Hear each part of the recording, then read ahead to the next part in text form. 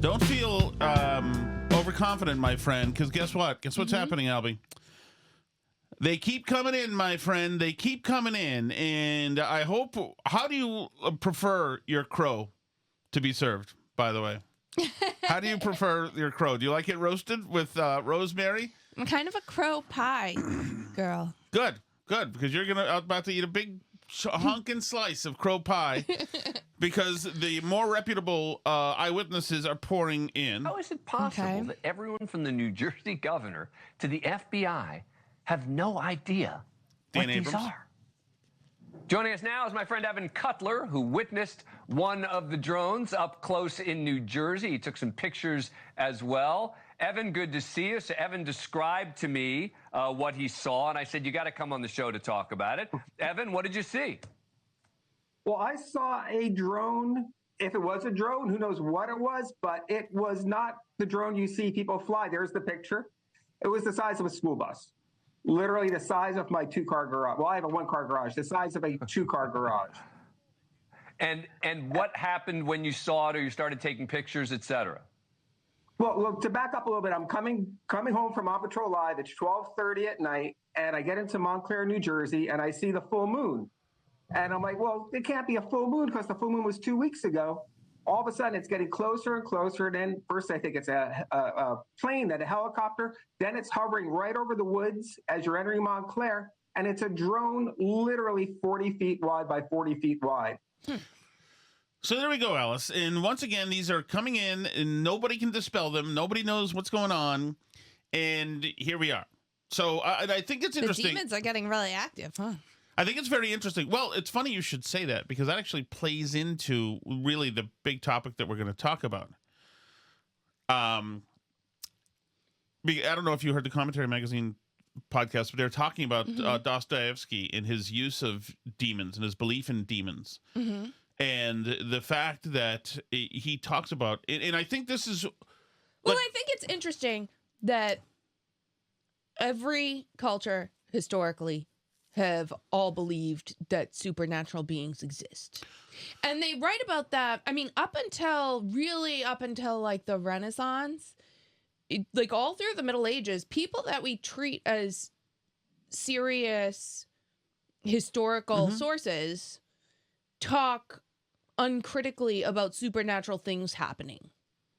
Like somebody's like writing a historical account and the weather was this day and blah, blah, blah. And then like the witch down the street turned somebody into whatever, like a man with blue skin popped out of the woods and gave a prophecy. Like just crazy stuff that we would go like, that's crazy stuff. Right. So like, I mean, I do think it's possible there's stuff out there that we don't I mean, like I say demons and I know everybody laughs at me and say whatever, but I think to put it in terms that are like more sort of religiously neutral, right? Every culture on Earth has always experienced encounters with beings that defy our understanding of physical reality. Every culture on Earth, always. They have interacted with them. They have talked uncritically about believing in them. We also have, in our modern times, many people who have very credible accounts of meeting with beings that seem to defy our physical reality. We describe that as aliens or drones or other, like those are the types of explanations we put on that because we don't refer to stuff as gods and demons, right? Or angels or whatever. Like we just don't talk about stuff that way. Right. So, and to like broaden the point a tiny bit, because I know that like we talked about it a little bit with the shooter who had been doing hallucinogenics, like many people who do hallucinogenics experience a plane of spiritual reality that is another human experience that exists. There's a real... Does it exist? Or is it just a mind matrix from the drug? I mean, I don't know. Is it the mind matrix from the drug? It's very, very real to people who experience it, for example. Yes. I'll bring up the example of Emanuel Swedenborg, who was a Swedish scientist who started to get into like astral projection type of stuff and experienced a plane of... What is that? That's like when you put your mind outside your body onto a spiritual plane. Like How people do you do who that? claim to like like weird meditation practices and stuff. So he claimed to be able to experience this spiritual world, and he was able to like tell people things that were happening really far away without like, and he founded a religion because these spiritual beings that he encountered in this spiritual reality revealed to him whatever religion, right? Like, I mean, even in 19th century America, you have like, I mean, the Mormons are founded by somebody who went out into the desert and met spiritual beings and like founded a whole religion based on it. Muhammad in, 1500 years ago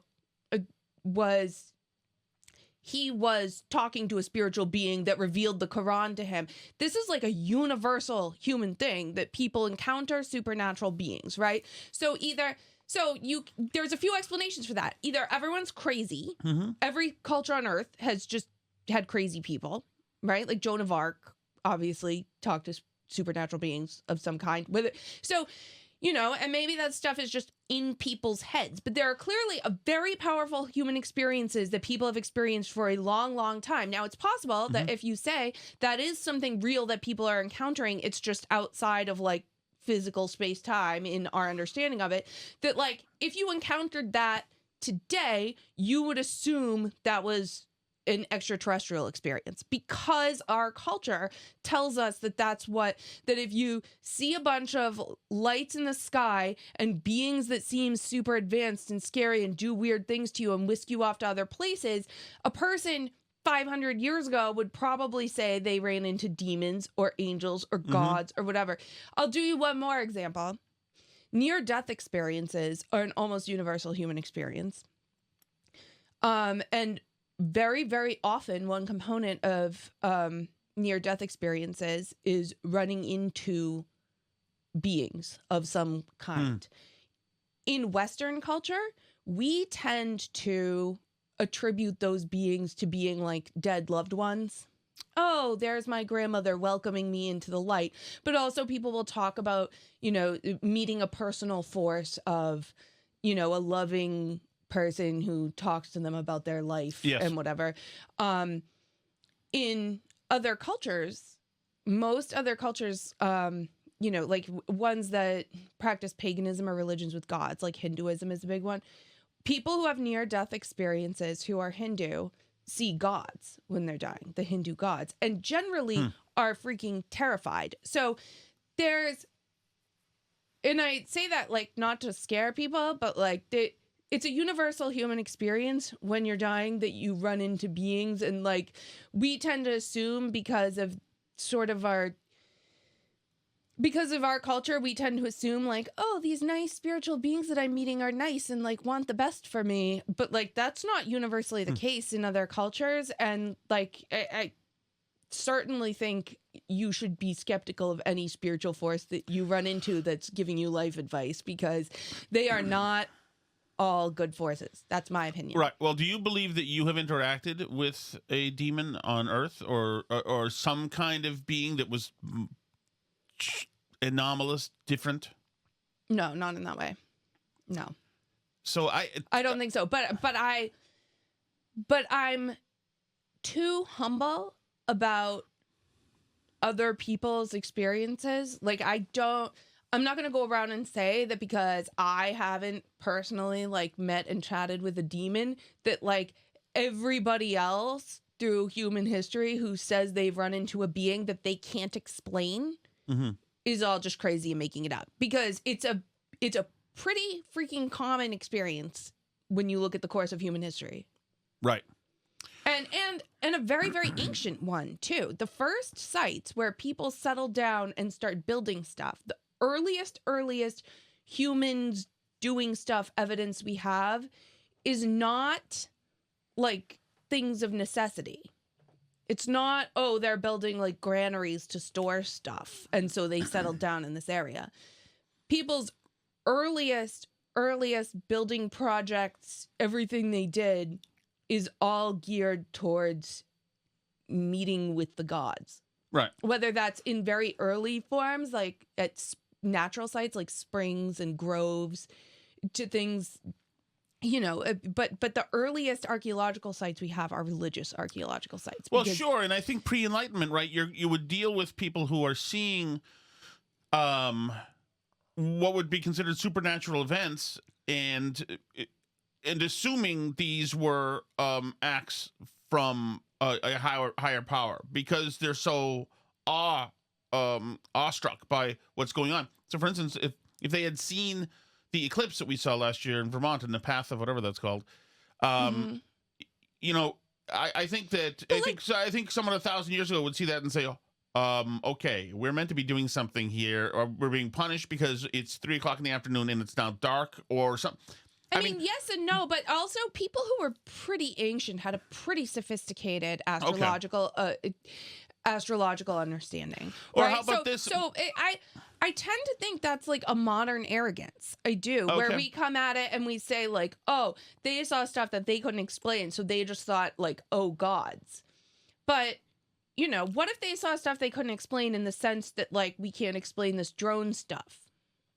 I saw a thing 40 feet wide hovering in the sky with lights on it, you know, and I can't explain what it is. Like, well, if an ancient person saw that, what would they think? Probably the same thing we think, which is what the F is this? And if beings come out of it and start telling you to make sacrifices, you probably do that. Well, yeah, but also, and I think that is interesting, where the aliens is a substitute for something otherworldly. So what if there's substitute for a god or an angel? Right. So what if you take away the god, angel, alien, demon, like you take away that word for it and you just say there's things out there and our word for it is alien and ancient people's word for it was gods, and like we don't really know who's right, but assuming that we're super smart and right and they were just all idiots is probably not. Like that would be pretty amazing if we live in the uniquely smartest age of people to ever exist. We definitely do not. As a matter of fact, you know, everybody,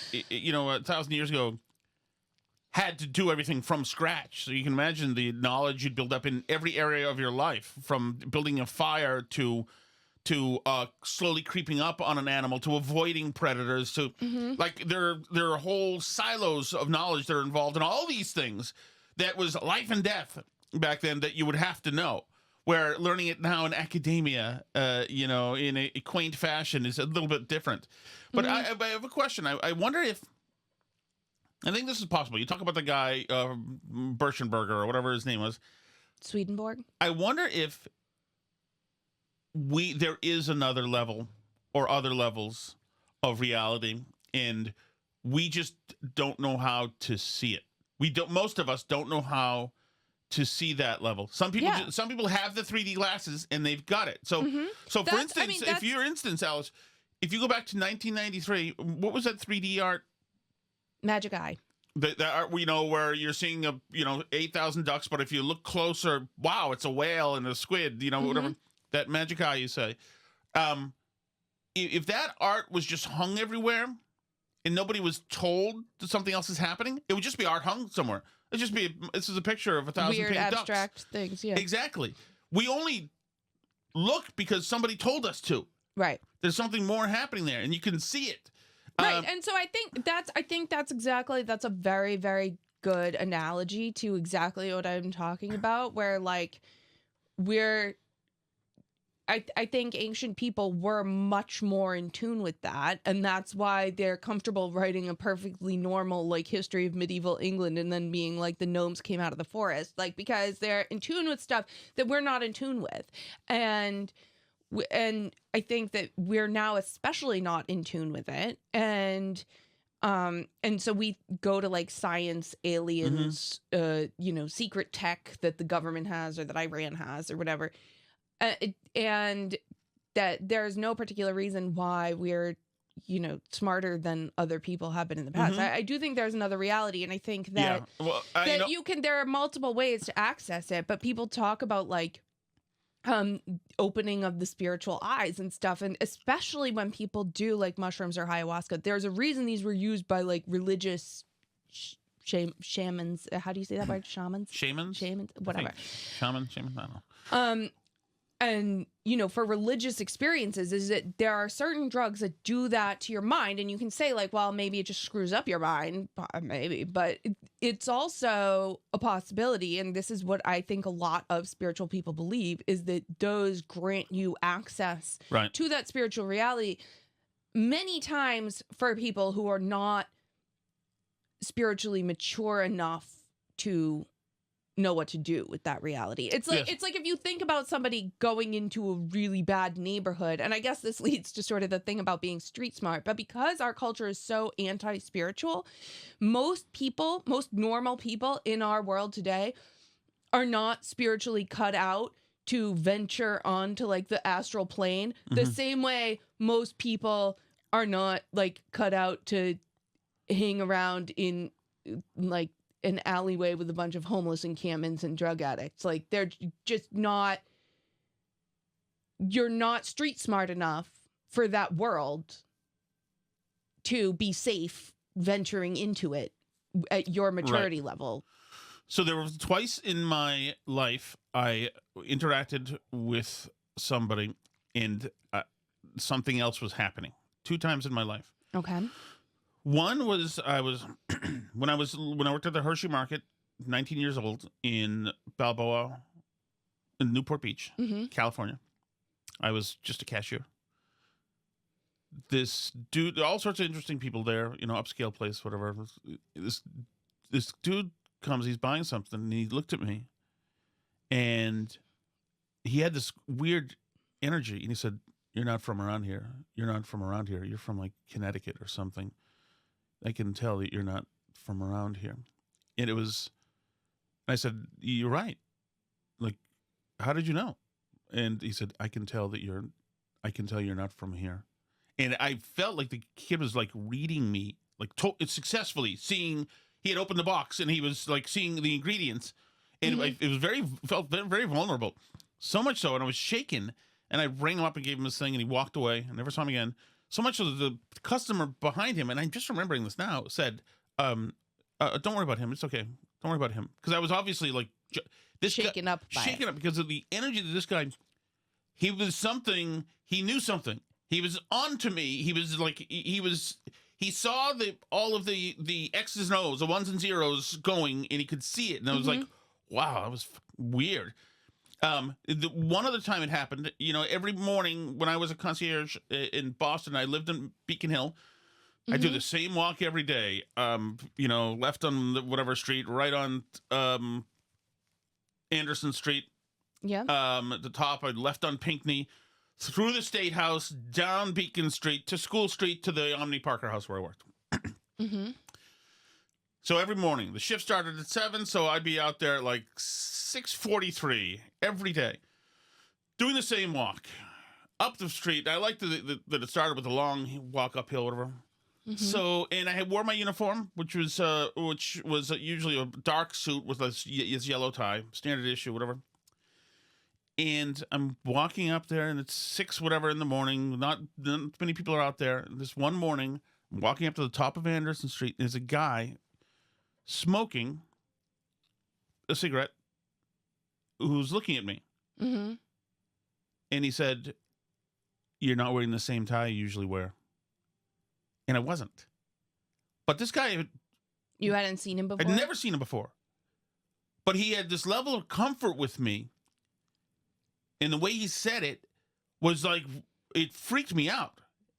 And I said, "Oh yeah, that's right. And then like after I was walking past him, I'm like, "What the freak happened? Like, was that real?" So like those are like a couple of things where like my own senses told me that I was interacting with something a little bit different. I'm not saying he's an alien or demon or anything like that, but it was a different set of energy accessories than most other people.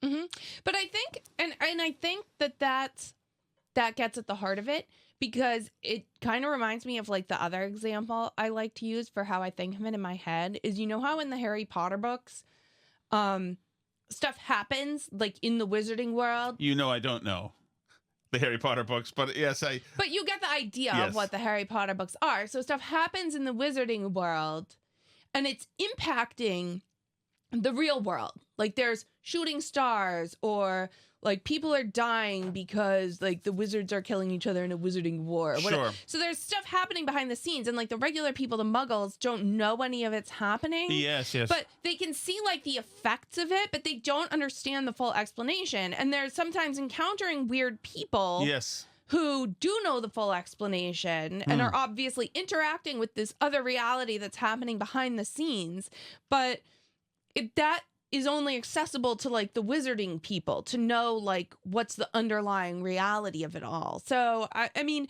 I think of it less as an imaginary world, but like there's an actual like a deeper, more real reality underpinning our reality. We're seeing the sort of like just the surface level of things, and there's a whole reality under it that like you can't access without, I don't know, drugs, crazy experiences, you know, spiritual maturity, all whatever it is. But there's definitely something that people experience and interact with that is outside the realm of like Newtonian physics. Right. Do you think people being deeply involved in social media, et cetera, and an online gaming life, et cetera, do you think that makes them more apt to have the skills to see other levels, the other world, or less? Probably less. Like, I feel like you're living in an almost more abstracted reality if you're on social media. Because this shooter, obviously, I mean, it seems like he went nuts, so who knows? But obviously he was living in the he lived an online experience in the last year, into the Ted Kaczynski stuff, into this fanciful world. Speaking of Dostoevsky, where he's Raskolnikov essentially, you know, he's the misunderstood, and he's doing, you know, he's the crime and punishment thing. He's doing the immediate bad thing for good ends in his mind. I don't think so. And I think social media removes you more from that. It's like another step away. It's more abstract, right? Because I think that people are closest to experiencing like the real reality of our universe the closer they are to like real human experiences. Like you can feel it when you're around like somebody who's dying. You can like feel the veil getting thin. And that's like one of the realest of real experiences, right? Or somebody being born. Like you have these weird moments where you're able to feel that like there's more to something, I think. I agree. I feel like when you're on social media, you're like more removed from that than ever, which fits kind of with that Megan McArdle thing that we were talking about, where she was saying essentially,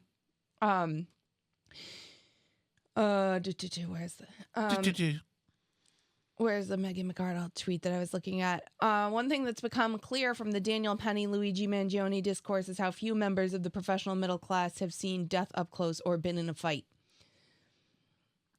And I think that's really true, that like the Taylor Lorenzes of the world, who spend way too much time online, spend a lot of time like talking smack about you know, killing healthcare executives and whatever, and how happy that makes them and stuff. And it's so far from the reality of like what killing people is that it's like very naive in a way. Do you know what I mean? And even like the Daniel Penny stuff, like all the Daniel Penny Jordan Neely thing like is coming from people who think there's no danger from a mentally ill homeless person like screaming and yelling and being violent on a train. He was just calling out for food. Or how about this? How about when these people who've never really seen anything imagine it and then role play? And here's a good example, a famous example. Oh my God. On the ground. Don't. Oh my God, Owen! Like between Owen and his friends. Right.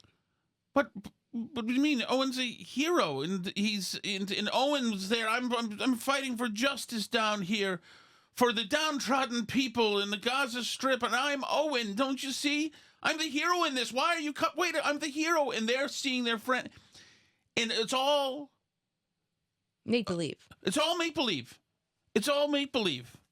Yeah, and we're seeing policy coming from people who, like Megan McArdle saying, have never been in a fight, have never experienced real violence, have not experienced death. And you said, does that like make them more able to be in tune with spiritual realities? I think the opposite. I think they're less in tune with spiritual realities. But like I was saying, it's like walking into a bad neighborhood because they're so naive about the nature of life and death and existence and the way human beings are. Because they're so naive, they are way more malleable and easily manipulated by these forces like these big movements, the Black Lives Matter movement. Oh, whatever, totally. because they're so removed from reality. You're so easily manipulated by the trans movement. And like you and I talked about this, about like thinking there's no difference between men and women. Like it's fine to send men into the women's bathroom and it's fine to have men playing real sports, because I think one of the weird side effects of people not experiencing violence is most people have no context for how much bigger and stronger men are than women. Agreed. And once again, because you're not experiencing real reality. Like women nowadays don't really fear violence from men generally, if you're upper middle class particularly. Probably if you're in a neighborhood where there's like crime or scary homeless people, like you become slightly more aware of, and women play act these things like, oh, I had to grip my keys at night because it's so dangerous to be a woman. But actually, like women in upper middle class America in 2024 are in less danger from violent men than like any women in the history of humanity. They're like so insulated from it. And yes, all of this, of course, is twisted and distorted due to the progressive intersectionality game, obviously, where Right, but you're taught to find the nobility in your own victimhood. So, Right. and women get to do that still. right. And that's what is happening. What we talked about earlier. It's like inside Emerson College, you're learning all of these progressive things and all of these how life is.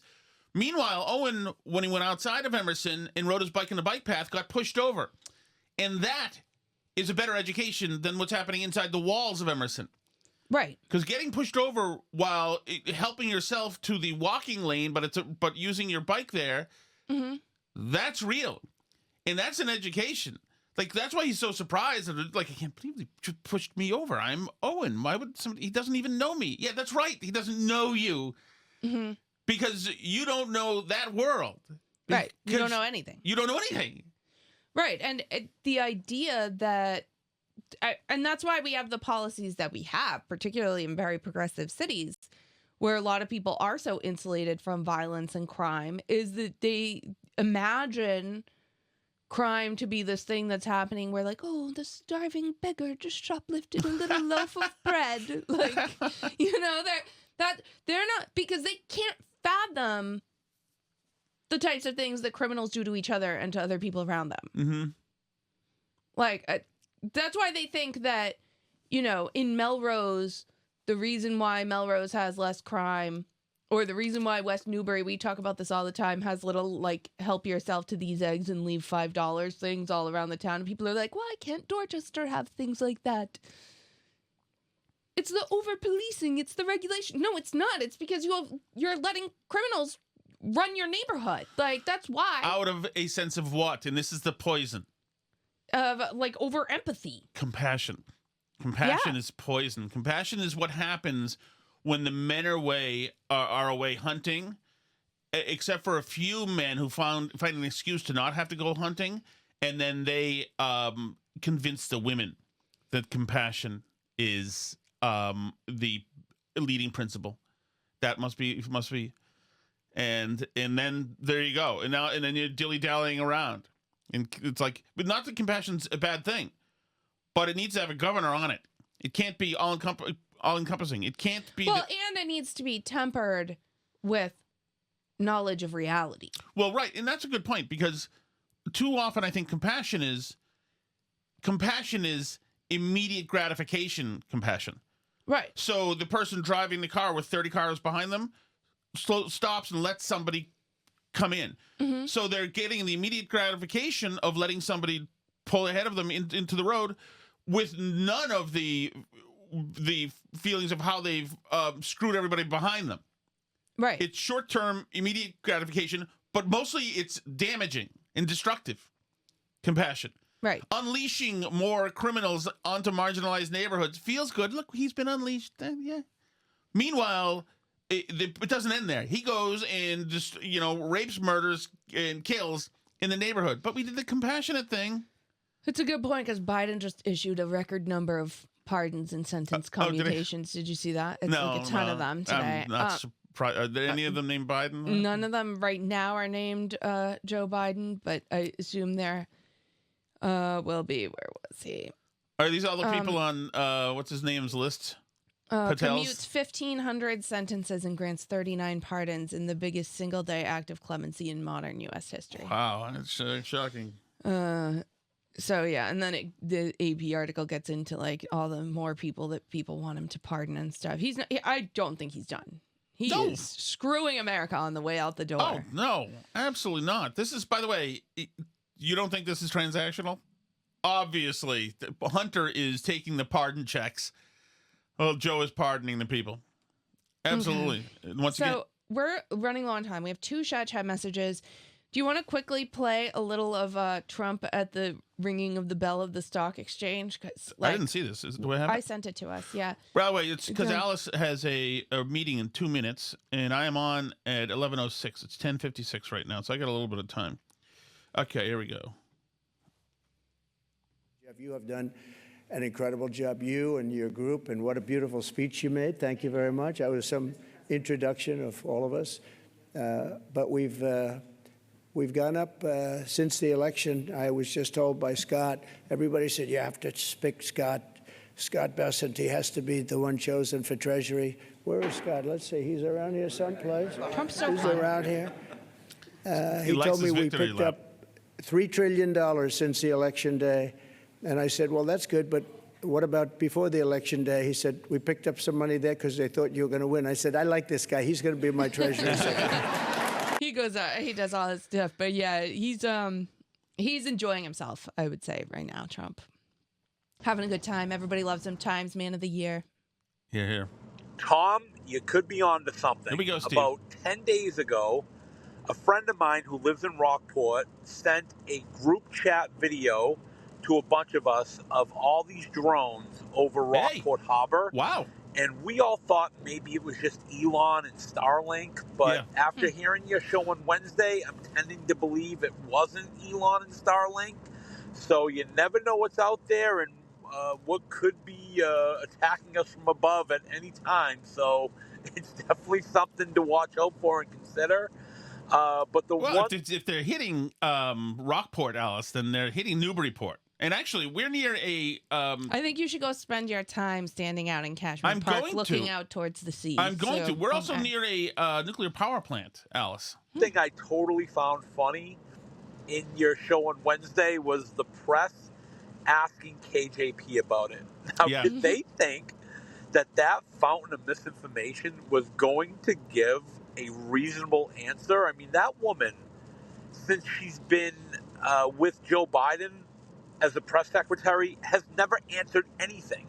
So what makes you believe that was going to be the moment that she was going to answer something? I mean, that woman is so inept and confuses everybody with everything that I'm tending to believe that she could screw up a glass of milk, So that's what I found funny out of it. But otherwise, Tom, you may be right. Thank you so much, Steve. Yeah, she is wholly untalented. It's ridiculous. But the whole communication shop at this White House has been terrible. I mean, she tells her reporters, she refers them to the Department of Justice. It's like, why don't you just real quick call them, KJP, and see what they say they are. But nobody has any answers. And you know what else is happening else? Everybody's on LinkedIn. Everybody's got short-time disease. The administration is not doing anything anymore. Trump's actually the president. Yes. Do you guys know when the official confirmation process begins? Because President Trump... January 2nd, I think it's when the new Senate is in. Yeah, but he can't nominate them till he's in. Nothing I don't think that's true. Nothing starts till after January 20th. I don't think that's true. I think that they can be nominated beforehand. I don't think so. I think so. I'll bet you. Trump and Vice President Vance are already starting As to soon as the Senate is confirmed, he can start. work on legislation and rules that they want to have implemented on day one. And I wasn't sure if they would be able to do that in a streamlined manner if there's still the confirmation process that needs to take place. So is that something that's going to occur this month or early next month? Early Do January. you guys know how that works? I'll say January 5th. It is possible that everybody's in place by the time he's president. I've got this on good word. LB, as a matter of fact, hold on. Are you ready, LB? Mm-hmm. Your meeting's starting. Are you in your meeting yet? Not yet. I'm waiting to find out if you're right about confirmations. When Senate hearings? Oh, wait. Did I not let Pepper back in? Once officially nominated. I don't know if I let Pepper back in. I just heard a dog bark. Because I let her out, and then I ran back up here. Usually she just barges in one of the other doors. You still looking? I don't see anything. You're late for your either meeting. way, You didn't get it written up.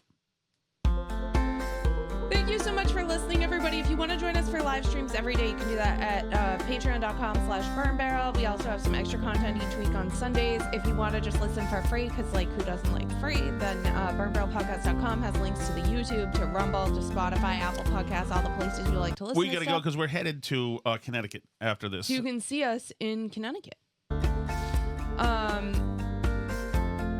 So I'm trying to see when the cabinet appointments start, but I'm going to keep the music going for you. no, it's okay.